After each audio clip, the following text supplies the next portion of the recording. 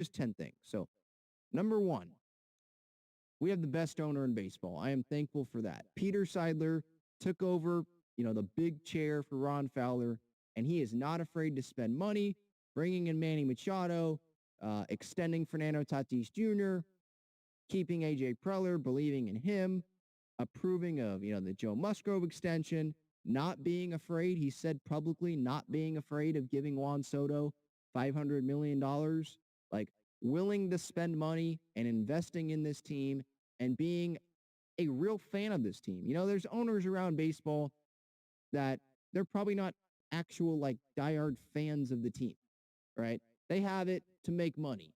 And I could point out numerous owners, right? With Peter Seidler, that is not the case. This guy wants to win. He's saying it on the radio and to the media after the Padres lost to the Phillies. It took a toll on him, right? That loss. And so he is not going to be afraid to spend money. They're rumored with the Kodai Senga stuff and spending money there. You brought back Robert Suarez for $46 million. I didn't think that was going to happen. You brought back Nick Martinez. Again, you're in it on starting pitching. You're in it with Jose Abreu, giving him money. And maybe they bring back Profar for whatever his market value is. Who knows? And I think they will get, I don't know if an extension done, but I think they will get Juan Soto long-term as a Padre. And that's all thanks to Peter Seidler because he is willing to spend money. He wants to win for this city. He is a fan just like all of us. So thank you to Peter Seidler. Number two, I'm thankful that the Padres have a fearless general manager.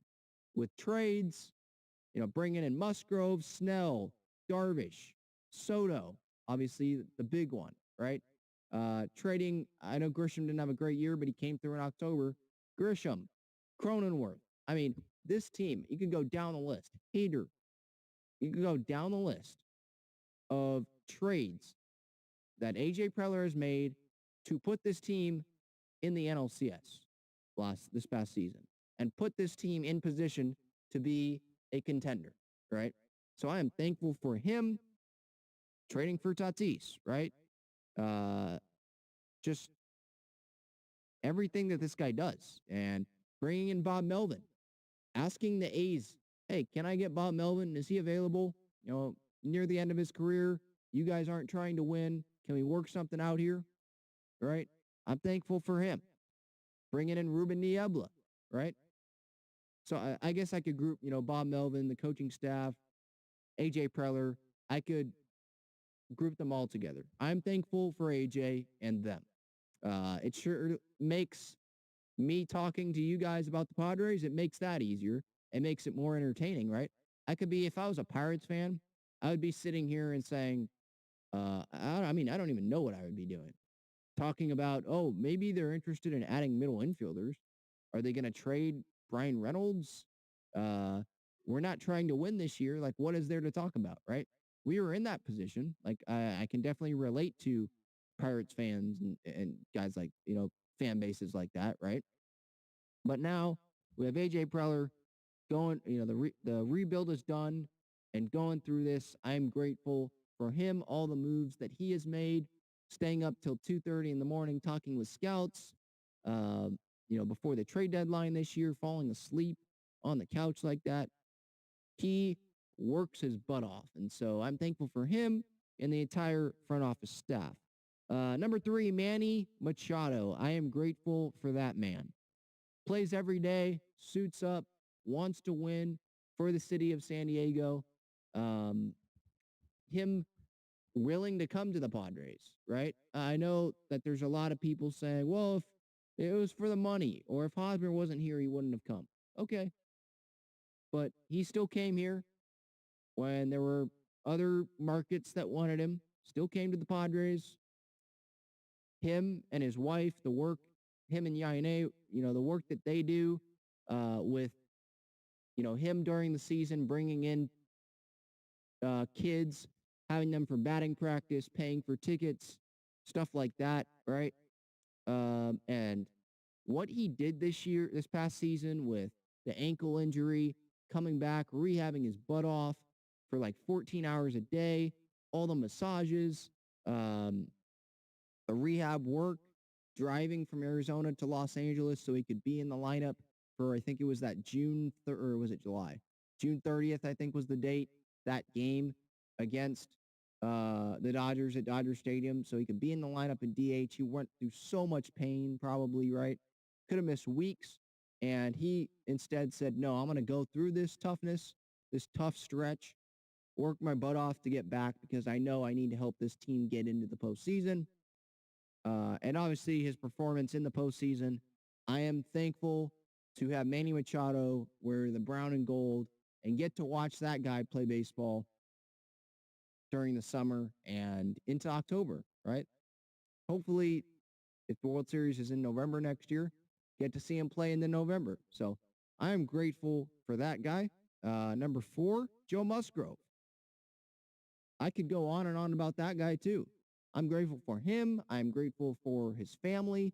His family. I mean, I finally got to meet them this season. I mean, they're real Padres fans like us. I'm sure you already knew that, but they sit there, when it was raining, they're not in suites. They're sitting there on field level,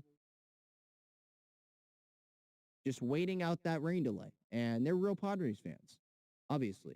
And they're at every Joe Musgrove home start. And they're actually, they were probably at every postseason home game too. I know that doesn't really stand them out, but they were there when it was raining.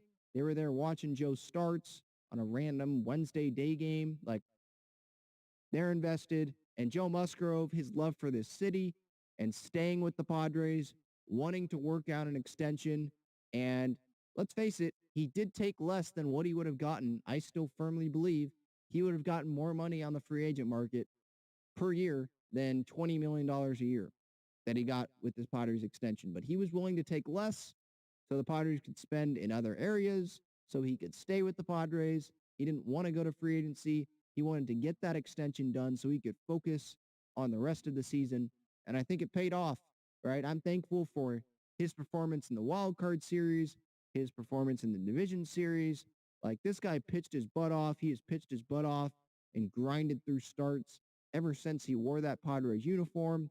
So I am thankful and grateful for Joe Musgrove, the no-hitter, obviously. I could go on and on about that guy. Number 4, or no, that was number 4. Number 5, Jake Cronenworth, my favorite player. Joe Musgrove is a close second. Love Will too, but he's not a Padre right now. But Jake Cronenworth, grateful for that guy. I mean, he truly knew, like, during the postseason, when he was being interviewed and all that, like, he knew how long it had been since the Padres had that big success in the postseason, right? He knew how long it had been in a full season since the Padres made the postseason, right? Maybe not every player knew that. And they just say, yeah, this is great for the fans, blah, blah, blah, blah, blah. Well, Jake Cronenworth actually, it's like, it's been a long time since 2006. Like, he knew it. And he's like Manny. He's the Iron Man of this team, him and Manny, right? Play every day, suit up every day, pretty much every day. And middle of the lineup, some Padres fans wanted to hate on the guy this season. Some people in the postseason thought that Jake Cronenworth should sit because he didn't perform well in the 3-game wildcard series against the Mets. But this guy came back in that NLDS and hit like 500. Had that big home run in game 2, scored the go-ahead run on the Profar single, drove in, I think, another go-ahead run at that time earlier in the game. And then obviously game 4, NLDS, a moment that I will always remember, my favorite moment in my life as a Padres fan, the go-ahead hit to make it 5-3 against the Dodgers to center field, a moment I will never forget. He did that, so I'm very, very grateful to have Jake Cronenworth as a San Diego Padre, and you should too. This guy's still under multiple years of control. This was a deal, again, thanks to A.J. Preller. This deal was pulled off. His love for the city, a lot. I mean, I'm very, very grateful for Jake Cronenworth. I see in the comments here, Rolling Deep Homie says Jacob Pass is your older brother. Yeah, I get that. A lot of people have said that. People have said I look just like him. Some people say I've looked like Will Myers. I get a lot of player comps. So yeah, I wish I was his old or his younger brother. But I'm just grateful that he's a Padre. I'll say that. Number 6, Juan Soto. I'm grateful for him. I know that things did not start out great. He went through that slump, but he performed pretty well in the postseason. It seems like he wants to be here. He enjoys being a Padre. He embraced the Padres, the city of San Diego, when he was traded here. And it was this offseason, short time ago on his Instagram. I think it was an Instagram story talking about how he wants to bring a couple of these World Series titles to San Diego. And I think he genuinely is interested in staying with the Padres long term. I'm grateful that Juan Soto, we get to see that talent in the brown and gold. We're going to get to see that guy on a nightly basis come next season. So I'm grateful for him, thankful that Juan Soto is a Friar. I'm thankful for Robert Suarez and Nick Martinez for wanting to come back to the Padres. Suarez, he might have been able to get more money elsewhere, or at least more money per year, but he decided to come back to the Padres. And I'm thankful for his performance in the DS against the Dodgers. You know, him getting out of those jams in game 2. Oh my good. I mean, oh my goodness. That just gives me kind of chills thinking about it. The jams that he got out of, having second and third, right? 1 out, getting out of that.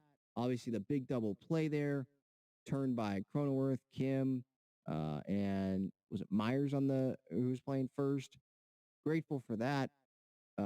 Yeah, he gave up the home run to Bryce Harper, but it was Bryce Harper. I would have still went with Robert Suarez in that situation. Anyone who has listened or watched me since that moment, they know my stance on that.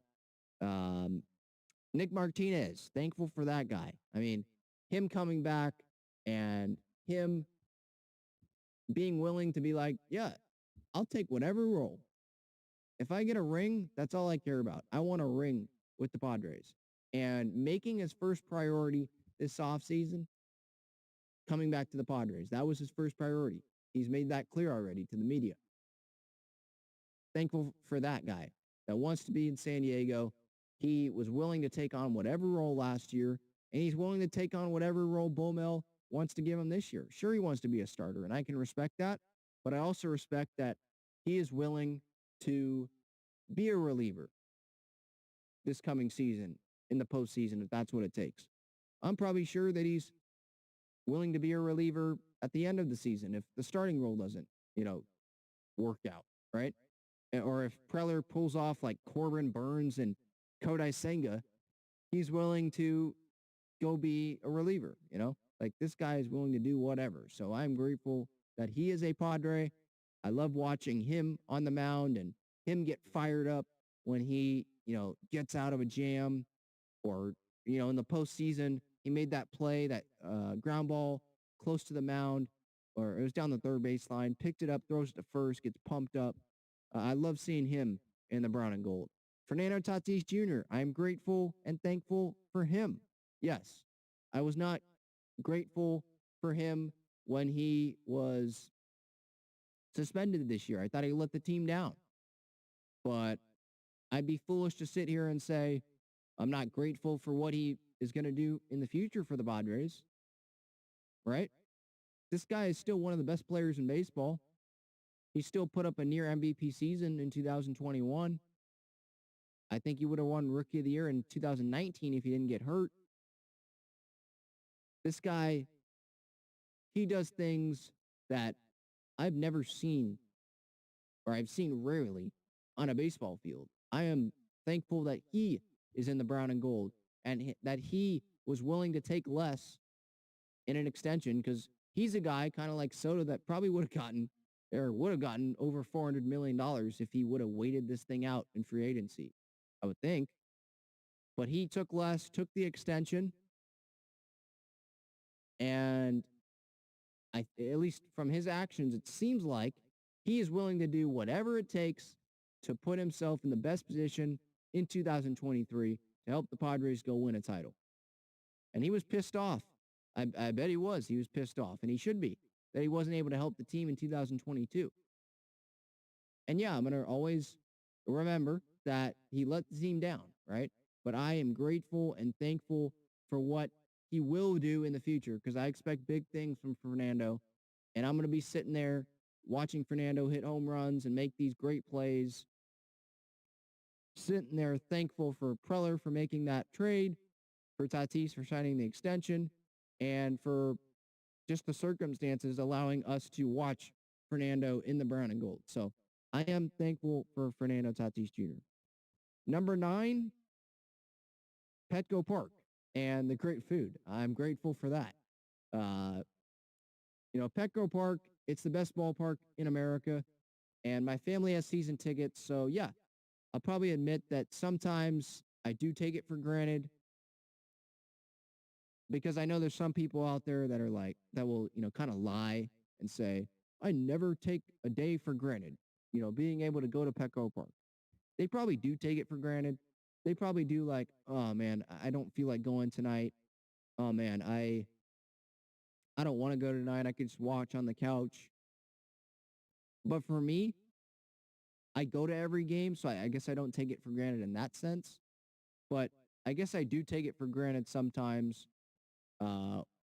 when I'm sitting there enjoying a day at the ballpark or a night at the ballpark, and maybe something's not going right that night with the Padres, and it's a regular season game or whatever, and I'm overreacting to that, and I'm like pissed off about that, when I could go around probably this town, this country, and there are hundreds of people that would die to be in my spot, right? They would die to, have their family have season tickets for the team and get to go to Petco Park, 40 plus times a year, right?